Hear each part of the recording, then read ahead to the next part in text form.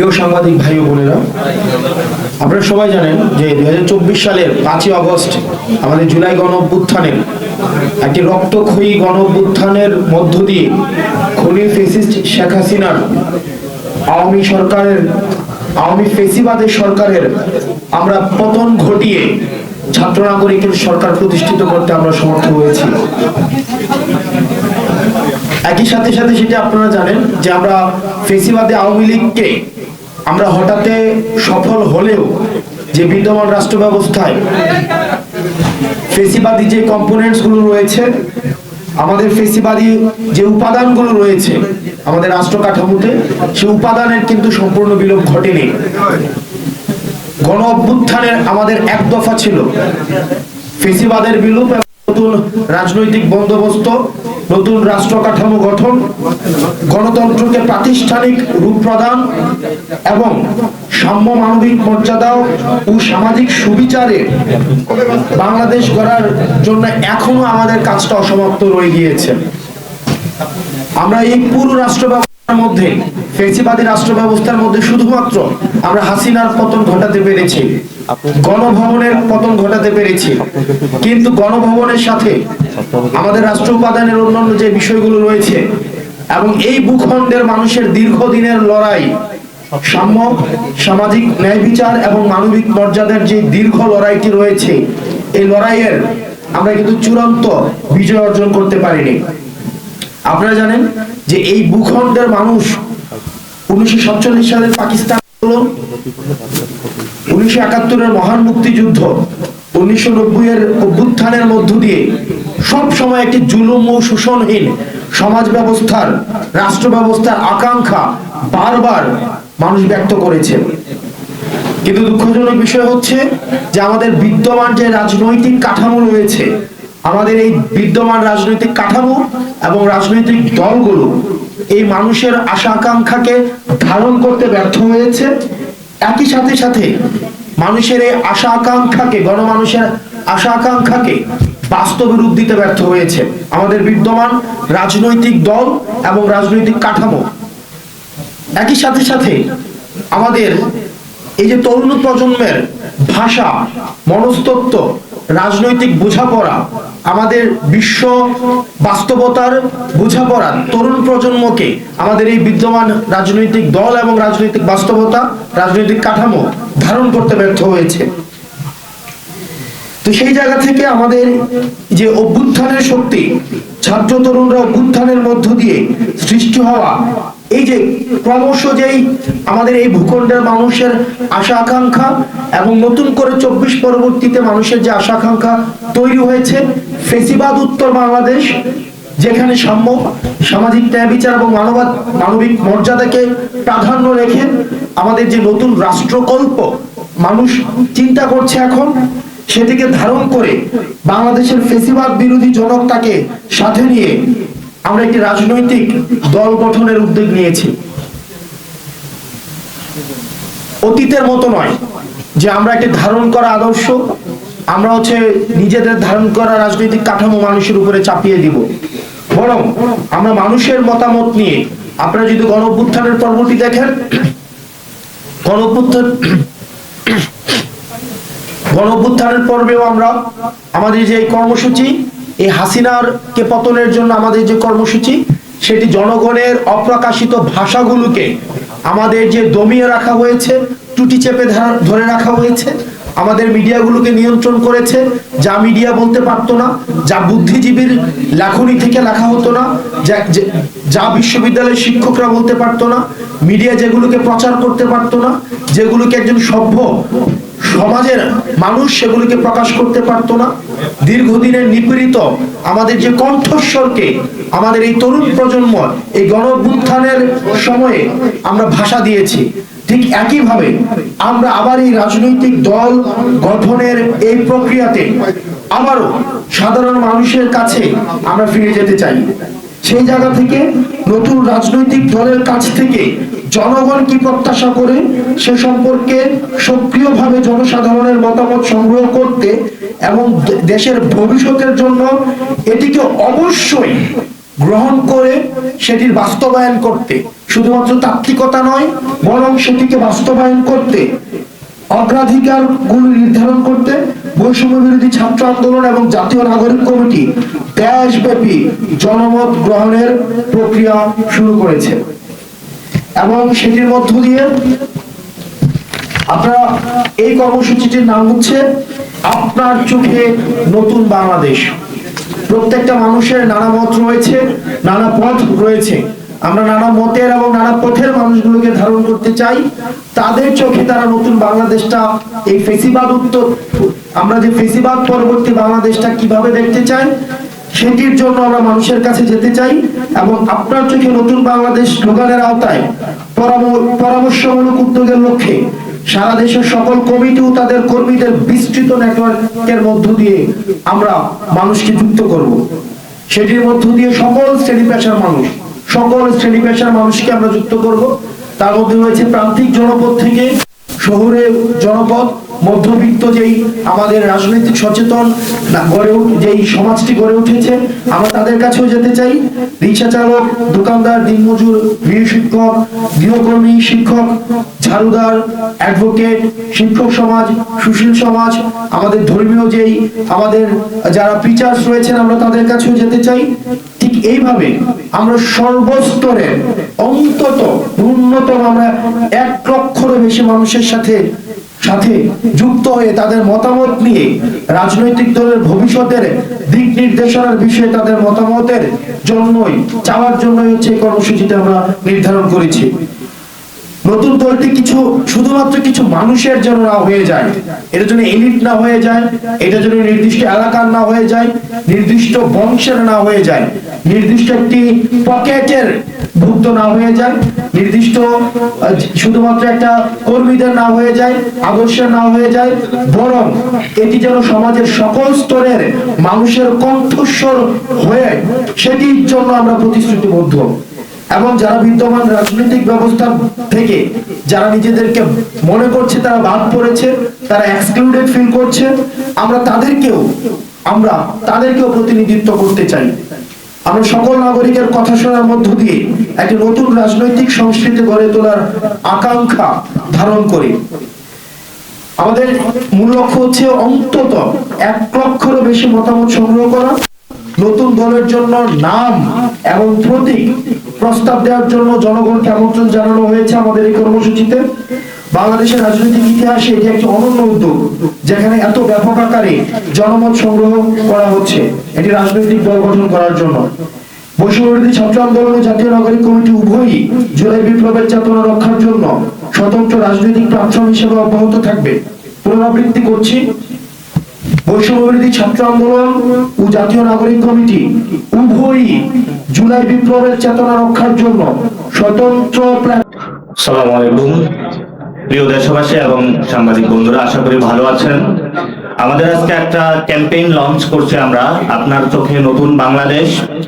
এবং এই ক্যাম্পেইনের মধ্য দিয়ে আমরা অফলাইনে 1 লক্ষ মানুষের কাছে যাব, যেখানে বিভিন্ন শ্রেণী পেশার মানুষ থাকবেন এবং যারা টেক সেভি রয়েছেন, সোশ্যাল মিডিয়াতে রয়েছেন, টেকনোলজিতে রয়েছেন, তাদের কাছেও 1 লক্ষ মানুষের কাছে আমরা যাব এবং তাদের থেকে মতামত অংশগ্রহণের মধ্য দিয়ে যাতে বাংলাদেশে কোনো মার্জিনালাইজড কোনো দল না হয়, কোনো এলিট ক্লাসের দল না হয়, জনসাধারণ যেভাবে গণ অভ্যুত্থানে অংশগ্রহণ ছিল সবার মতামতের ভিত্তিতে একটি সুন্দর রাজনৈতিক দল যে আকাঙ্ক্ষা ছিল, 5 তারিখে মানুষ রাজপথে নেমে এসেছিল, তাদের সেই আকাঙ্ক্ষার ভিত্তিতে আমরা একটি সুন্দর রাজনৈতিক দল মানুষকে উপহার দেওয়ার জন্য এই ক্যাম্পেইন চালু করেছি।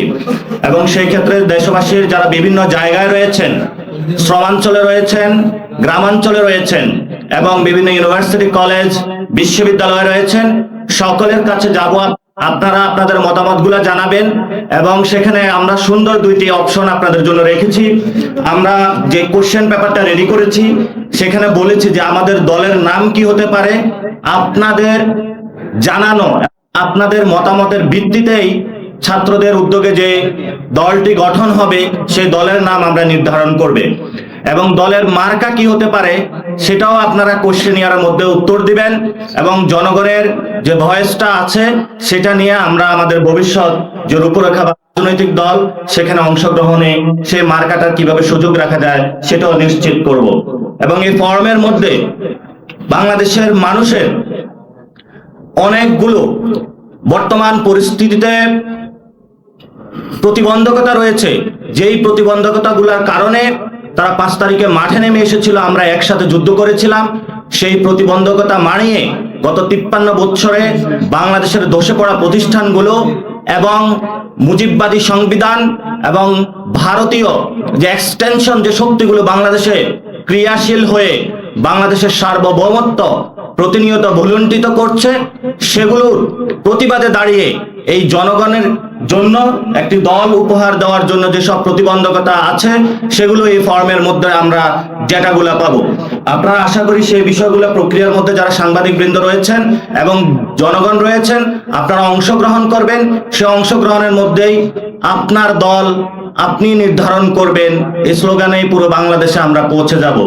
তো সেখানে সার্ভে কিভাবে পরিচালনা হবে আমাদের একটি নির্দেশনাও থাকবে, এবং এই নির্দেশনা অফলাইন অনলাইন বিভিন্ন ফোরামে আপনাদের কাছে পৌঁছে যাবে। এবং সেখানে প্রতিটি জেলায় আমরা 1000 ফর্ম সরবরাহ করব, এবং তথ্য সংরক্ষণের জন্য জাতীয় নাগরিক কমিটির 300টি উপজেলা কমিটি রয়েছে, তারা প্রতিনিয়ত জনগণের কাছে যাবে।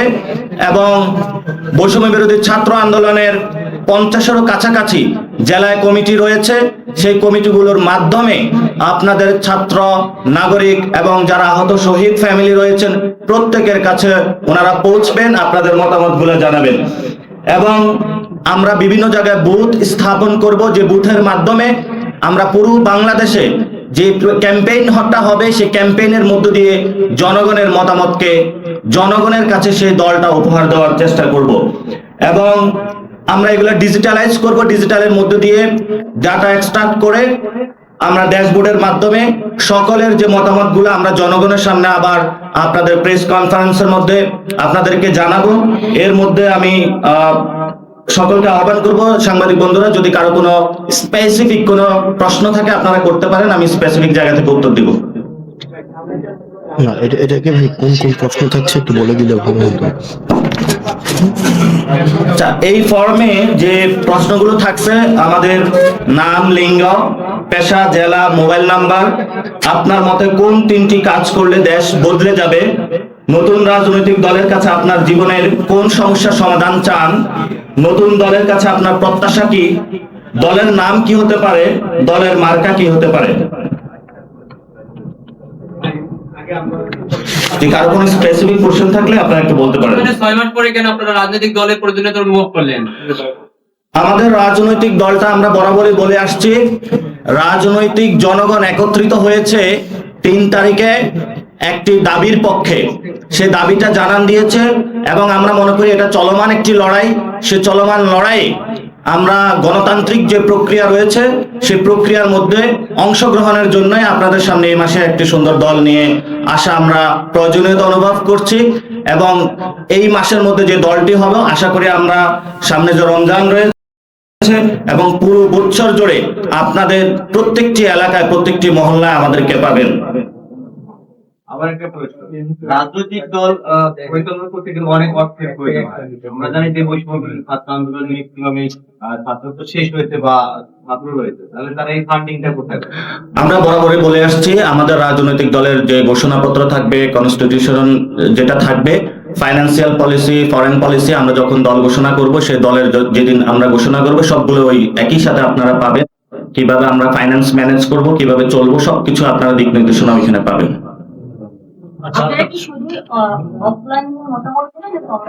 আমরা আমাদের যে অফলাইনও 1 লক্ষ লোকের কাছে যাব, আমরা অনলাইনও 1 লক্ষ লোকের কাছে আমরা আমাদের টার্গেট বা লক্ষ্যমাত্রা আছে।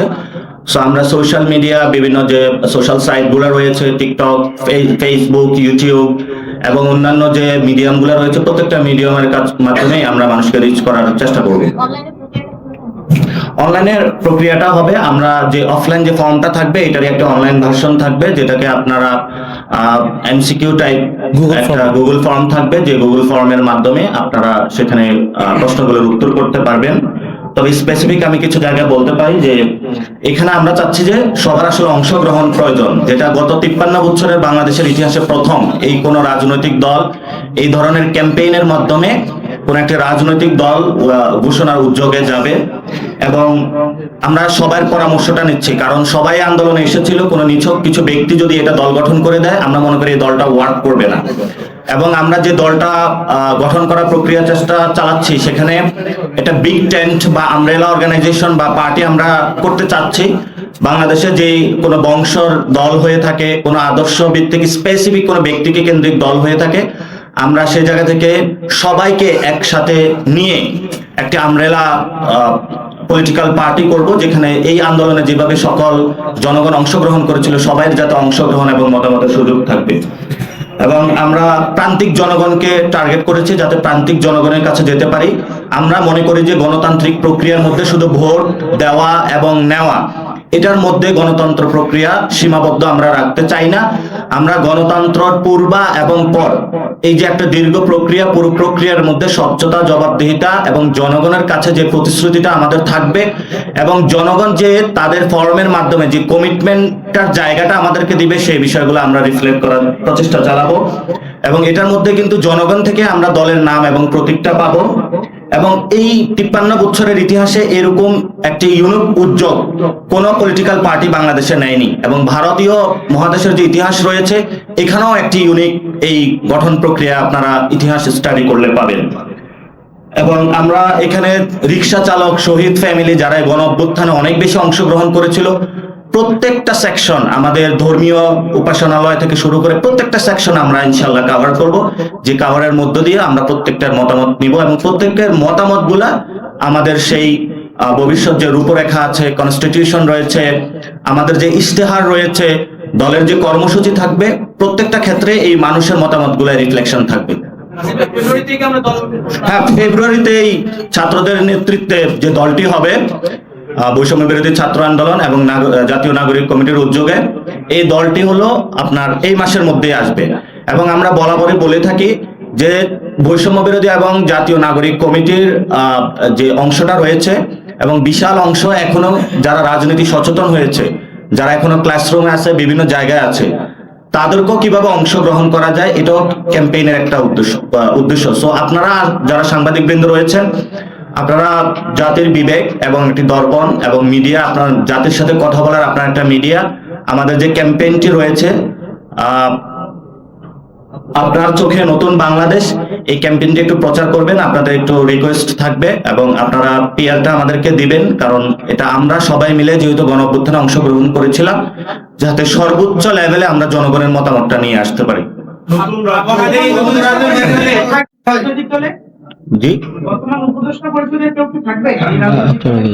আমরা নতুন যে রাজনৈতিক দলটা হবে এই রাজনৈতিক দলটা ফুলি নিউ ইনিশিয়েটিভ, ফলত এই জায়গা থেকে উনি উপদেষ্টারা হোক অথবা সরকারি যে কোনো কর্মচারী কোনো প্রশাসনিক কাজে, যেটা হলো বাংলাদেশের রুলস এন্ড রেগুলেশন রয়েছে, সেই প্রক্রিয়া যদি কেউ ফলো না করে সে দলে অংশগ্রহণের কোনো সুযোগ পাবে না। ফলত আমাদের যে এক্সিস্টিং যে সিস্টেম রয়েছে বা রুলস রেগুলেশন, উপদেষ্টা হোক বা অন্য কোনো সরকারি বড় কর্মচারী হোক অথবা অন্য কোনো ফরেন অ্যাম্বাসেডর যেই থাকুক না কেন, তারা সেই প্রক্রিয়াটা মেনেই তারপরে দলে অংশগ্রহণ করতে হবে। সো আমরা যে প্রক্রিয়াতে এগোচ্ছি সেখানে আসলে উপদেষ্টা থেকে দলে অংশগ্রহণের সুযোগ থাকবে না। যদি দলে অংশগ্রহণ করতে হয় অবশ্যই উপদেষ্টার পদটা তাকে ছাড়তে হবে।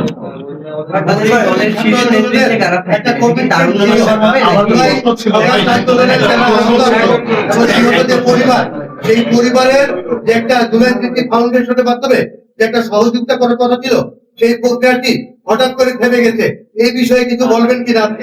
আচ্ছা, আজকে আমরা যে মানে ইভেন্টটা নিয়ে কথা বলতেছি, এটাতে আমরা একটু থাকলে ভালো হয় আমাদের জন্য। তারপরে আমরা যে বিষয়টা বলতেছি যে আমাদের শহীদ এবং আহত যে ফ্যামিলি রয়েছেন, ওনারা আমাদের প্রায়োরিটি বেসিসে আছেন এবং আমরা ওনাদের কাছে এই ক্যাম্পেইনের সময়ও তাদের কাছে যাব, তাদের দুঃখ দুর্দশা যেটা রয়েছে সেটা শুনবো। তবে আমরা বরাবরই বলে থাকি বাংলাদেশের হেলথ সেক্টরের প্রবলেমের কারণে এই প্রবলেমগুলো হচ্ছে। গত 53 বছরে আমাদের হেলথ এডুকেশন কোন সেক্টরই ওইভাবে দাঁড়ায়নি। ফলত যখন সামগ্রিকভাবে অনেক মানুষ আহত হয়েছে এবং তাদের ফ্যামিলিগুলো ভালনারেবল হয়েছে, আমাদের মেন্টাল হেলথ থেকে শুরু করে বাংলাদেশে যে এক্সিস্টিং হেলথ পলিসি রয়েছে, আমরা আপনারা জানেন জাতীয় নাগরিক কমিটির উদ্যোগে গতকাল মিনিস্ট্রিতে একটা সংস্কার প্রতিবেদন জমা দেওয়া হয়েছে, যাতে এই সংস্কারগুলো সরকার এগোতে পারে। এবং আমরা আশা করি ওইটা যদি মানা হয় অথবা ওই প্রক্রিয়াগুলো, তাহলে বাংলাদেশ হেলথ সেক্টর একটি ভালো পর্যায়ে যাবে এবং আহত শহীদ ফ্যামিলিগুলো তাদের ভালনারেবিলিটির জায়গা থেকে নতুন একটা পর্যায়ে সবাই যাবে বলে আশা করি। এবং জুলাই স্মৃতি ফাউন্ডেশনের কাজগুলো নিয়ে জুলাই স্মৃতি ফাউন্ডেশনের যারা চিফ এক্সিকিউটিভ রয়েছেন এবং উপদেষ্টা যারা রয়েছেন তারাই ভালো বলতে পারবেন। তবে আমরা সেই প্রতিষ্ঠানকে আমাদের জায়গা থেকে বলবো, আপনারা যে উদ্যোগগুলো নিয়েছেন, জাতি আপনাদেরকে দায়িত্ব দিয়েছে, আপনারা আপনাদের জায়গা থেকে দায়িত্ব পালনে যদি ব্যর্থ হন, সেটা জাতির কাছে আপনাদের জবাবদিহিতার পর্যায়ে আসতে হবে এবং আপনারা দ্রুত রূপে আপনাদের জনগণের কাছে যান, তাদের আশা আকাঙ্ক্ষা এবং তাদের যে সমস্যাগুলো আছে সেগুলো চিহ্নিত করুন এবং সেগুলো সমাধান করুন। ছাত্র আন্দোলন এবং নাগরিক কমিটি দুইটা প্ল্যাটফর্ম। আন্দোলনের সমর্থনে সংযুক্ত আরব আমিরাত থেকে যে সমস্ত প্রবাসী আছে, আপনাদের কারণে আপনাদেরকে গুলি করা হচ্ছে, ছাত্রদেরকে গুলি করা হচ্ছে। তারা নিজের জীবন বাজি রেখে তারা আন্দোলন করেছিল, তাদের যাবজ্জীবন সাজা হয়েছিল।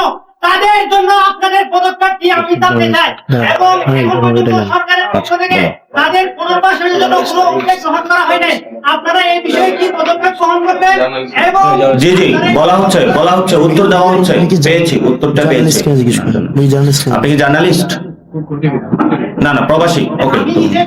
Okay fine. আমরা এই ক্যাম্পেইনের মধ্যে যেটা আমরা আন্দোলনে দেখেছিলাম, অনেক আমাদের প্রবাসী ভাই অংশগ্রহণ করেছিল, তারা নির্যাতনের শিকার হচ্ছেন এবং এই ক্যাম্পেইনে আগামী রাজনৈতিক দলে, রিলিজিয়াস সোসাইটি থেকে শুরু করে প্রবাসী সবারই অংশগ্রহণ থাকবে এবং আপনাদের মতামতগুলো জানাবেন। আপনাদের অনেকগুলো পরিস্থিতির মধ্যে দিয়ে যাচ্ছেন, আমরা যে কনসার্ন যে মিনিস্ট্রি রয়েছে এবং বাংলাদেশের জনগণকে আহ্বান করব আপনাদের প্রবাসী ভাইদের সাথে দাঁড়ান।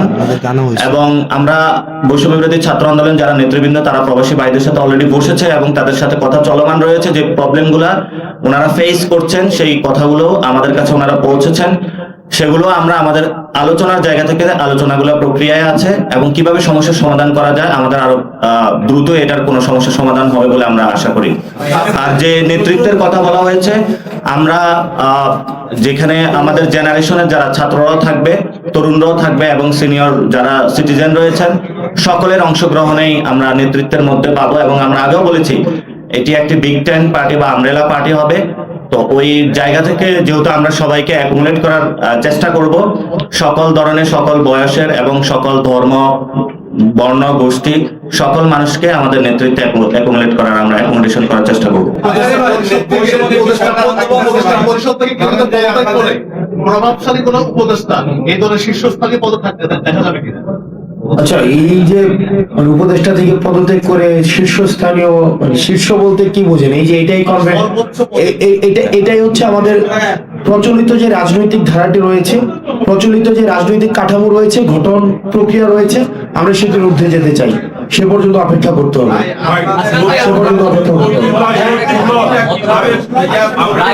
রাজনৈতিক দলটা করবে এইটা বৈষম্য বিরোধী ছাত্র আন্দোলন এবং জাতীয় নাগরিক এক্সটেনশন কিনা? না, এটা এক্সটেনশন না। আপনি দেখেন এই যে বৈষম্য বিরোধী ছাত্র আন্দোলন এবং জাতীয় নাগরিক কমিটি, এটা হচ্ছে গণঅভ্যুত্থানের যে আমাদের ভ্যানগার্ড হিসেবে আমাদের পরবর্তী কার্যক্রম পরিচালনা করবে। কিন্তু আমাদের যে রাজনৈতিক আকাঙ্ক্ষা তৈরি হয়েছে, আপনি পলিসি রেগুলেশন, পলিসি ম্যানিপুলেশন বা পলিসিতে অংশগ্রহণ করার জন্য সেটা রাজনৈতিক প্রক্রিয়ার মধ্য দিয়ে যেতে হয়। তো সেই জায়গা থেকে সেটা এক্সটেনশন নয়, বরং সেটা একটা নতুন একটা উদ্যোগ। এই উদ্যোগের মধ্য দিয়ে হচ্ছে সেখানে নতুন রাজনৈতিক আকাঙ্ক্ষাকে বাস্তবে পরিণত করার জন্য সেটি গড়ে তোলা হচ্ছে। এই নেতৃত্ব দেখা যায় বিভিন্ন সময় বিভিন্ন অকারেন্সে জড়িত হয়ে যাবে। তো সেই ক্ষেত্রে বিভিন্ন করে আবার নতুন কমিটি যখন আপনারা দিবেন, অন্যান্য দলের মতোই দিবেন যে একটা ওইগুলা ভাই, এই প্রশ্নগুলো হচ্ছে খুবই না ইনফ্যাক্ট কোশ্চেন, এগুলো হচ্ছে পরবর্তীতে এগুলা আচ্ছা, যে বিষয়টা হলো গত 53 বছরে যে প্রক্রিয়ার মধ্যে কোনো রাজনৈতিক দল আসলে ছিল না। আমরা মনে করি যে নেতৃত্বের যে জায়গাটা, এটা কোনো লাক্সারি প্লেস না, এটা হলো রেসপন্সিবিলিটি। আমরা বরাবরই বলে থাকি আমরা দায় এবং দরদের রাজনীতি করব। পিপলের প্রতি আমাদের দরদ আছে, সেই জায়গা থেকে আমাদের দায় আসতেছে। তো যখন দায় আসবে সেই জায়গা থেকে এখানে কোনো লাক্সারি স্যুট না যে এখানে এসে বসে সে নেতৃত্ব জায়গাটা এনজয় করবে। তো আমরা এই জায়গা থেকে মনে করি এটা হলো জনগণের প্রতি একটা কর্তব্য এবং দায়িত্ববোধের জায়গা। সেই জায়গা থেকে আমাদের রাজনৈতিক দলের পোস্টগুলা বা জায়গাগুলা থাকবে। তো আমরা আশা করি এই ধরনের প্রভাবশালী হোক বা প্রভাবশালী না হোক, একটা সিস্টেমেটিক আকারে সবাইকে চলতে হবে এবং আশা করি বাংলাদেশ ফাইনেস্ট এবং বাংলাদেশের ইতিহাসে সবচেয়ে একটি সুন্দর দল জনগণ উপহার পাবে এই মাসের মধ্যেই।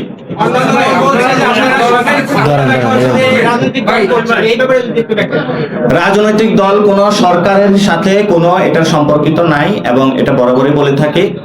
এবং যে সকল রাজনৈতিক দল এই বিষয়ে একটা ভয়ের মধ্যে রয়েছেন বা নিছক জনগণকে বিভ্রান্ত করার প্রচেষ্টা চালাচ্ছেন, আমরা এইসব কুতর্কের মধ্যে যেতে চাই না। আমরা জনগণের মধ্যে যেতে চাই এবং এই ক্যাম্পেইনটা আপনারা দেখেছেন যে জনগণের মধ্যে কোনো কিংস পার্টি বা সরকারি সাপোর্টের দল, এই যে কনসেপ্টগুলা যাদের মাথা থেকে আসে ওনাদের হয়তো প্রিভিয়াস এক্সপেরিয়েন্স রয়েছে। তো ফলত আমরা জনগণের মধ্যে ছিলাম, জনগণের মাঠে ঘাটে থেকেই এই দলটা হবে। আপনারা নতুন রাজনৈতিক দল করতেছেন, আপনারা নির্বাচন করবেন, সেক্ষেত্রে যদি আপনাদের সঙ্গে কেউ জোট করতে চায় বা আপনারা যদি জোট করতে কোন ধরনের দলগুলোকে আপনাদের সঙ্গে নিবেন? অ্যালায়েন্সের প্রশ্ন বা ইলেকট্রাল অ্যালায়েন্সের প্রশ্ন এগুলো তখনই আসবে, তখনই প্রাসঙ্গিক হবে যখন আমার নিজের দল হবে। তো দল হওয়ার আগে কোশ্চেন গুলো হচ্ছে বাস্তবতার সাথে প্রাসঙ্গিক হবে। না না না না, এখানে একটা বিষয় আমরা শেষ করে দিব। দেখেন 53 বছরে আমাদের যে রাজনৈতিক দলগুলোর সংস্কৃতি রয়েছে সেই সংস্কৃতির জায়গা থেকে তারা ব্যর্থ হচ্ছে। যে নতুন রাজনৈতিক দলটা আসবে সে জায়গাটা থেকে সংস্কৃতিটাও নতুন হবে। তা আমরা প্রথমেই কোনো অ্যালায়েন্স এমন করব না যে আমাদের কোনো সংস্কৃতি নষ্ট হয়ে যায়। এবং সেই জায়গা থেকে যখন দল আসবে আপনারা অপেক্ষা করুন একটু। এবং আমরা আশা করি আপনাদের যত এই প্রশ্নগুলো এসেছে এগুলা কিন্তু জনগণের কাছেও আছে। সো এই সব প্রশ্নের উত্তরগুলো আমরা জানি এবং এগুলো কিভাবে রিকভারি করে আমরা দলটা ইনশাআল্লাহ নিয়ে আসবো। দল পর্যন্ত অপেক্ষা করেন, দল পরবর্তীতে এই প্রশ্নগুলো তখন আমরা আমাদের দলের ভাবনা কি হবে সেটা আমরা আপনাদের কাছ থেকে জানতে চাই, আমরা মানুষের কাছ থেকে জানতে চাই। সেটাই আমরাও মানুষের কাছ থেকে, মানুষ এখন কি, আমরা শুরুতেই বলেছি আমাদের হচ্ছে ডেসক্রিপশনে আমরা বলেছি যে মানুষের গণ অভ্যুত্থান করবে, মানুষের ভাষাগুলোকেই আমরা কথাগুলোকে হচ্ছে আমরা উপস্থাপন করেছি। ঠিক একইভাবে মানুষের যে মতাদর্শ, প্রয়োজন, আকাঙ্ক্ষা, ওটা থেকে আমরা একটা সার্ভিস ওরিয়েন্টেড স্টেট করতে চাই, একটা প্রবলেম সলভিং একটা স্টেট করতে চাই। আমাদের যে ভাবাদর্শিক যে সংঘর্ষগুলো রয়েছে সেগুলোর ঊর্ধ্বে আমরা যেতে চাই। আমাদের প্রচলিত যে রাজনৈতিক ধারাগুলো রয়েছে সেটির ঊর্ধ্বে যেতে চাই।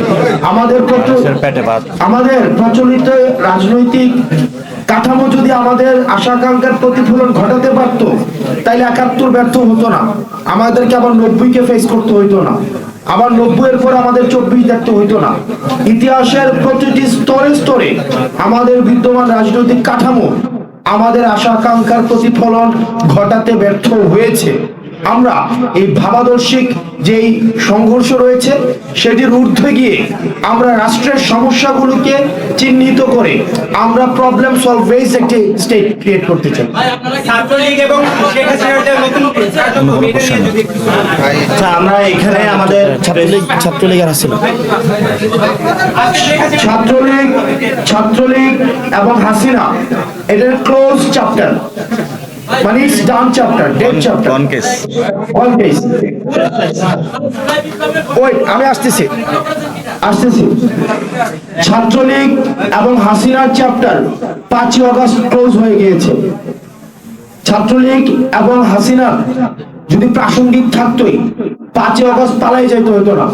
আর আপনারা মিডিয়ায় যারা আছেন, মিডিয়া বিভিন্ন কারণে আমার উপর ক্ষুব্ধ বিভিন্ন বিষয়ে, আপনারা মিডিয়ায় যারা আছেন আপনাদেরকে এখনো দেখি আপনাদের হচ্ছে ওই যে ভাসুরের নাম মুখে নিতে কেমন যেন লাগে।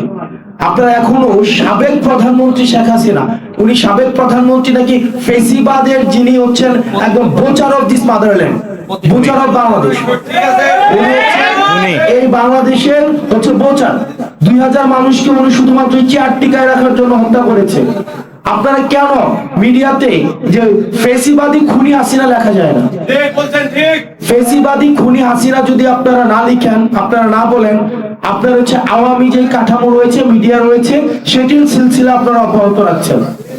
সুতরাং এই যে আমরা এই হাসিনার চ্যাপ্টার প্লাস 5 আগস্ট ক্লোজ করে দিয়েছি, ছাত্রলীগের চ্যাপ্টার 5 আগস্ট ক্লোজ হয়ে গিয়েছে। 5 আগস্ট পরবর্তী বাংলাদেশে আমাদের ফেসিবাদ বিরোধী যে রাজনৈতিক দলগুলো রয়েছে তাদের সাথে আমাদের মতের পার্থক্য হবে, কথার পার্থক্য হবে, তাদের সাথে আমাদের রাজনৈতিক বিভিন্ন বিষয়ে আমাদের মত পার্থক্য হবে, একই টেবিলে বসে আমাদের দ্বিমত প্রকাশ করব, আমাদের মধ্যে বিভাজন থাকবে, কিন্তু একটা জায়গায় স্পষ্ট, হাসিনার পুনর্বাসন, ফেসিবাদের পুনর্বাসন কোন রূপে, কোন মতের মাধ্যমে, কোন পথের মাধ্যমে, কোন ব্যবসায়িক শ্রেণীর মাধ্যমে, কোন মিডিয়ার মাধ্যমে এ বাংলাদেশ আর কখনোই হতে দেওয়া হবে না।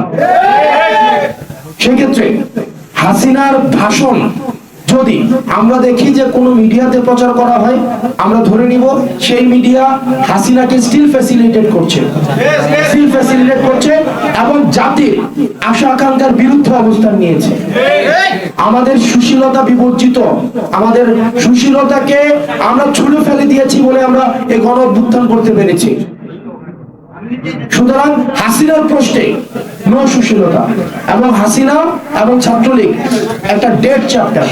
Thank you everyone.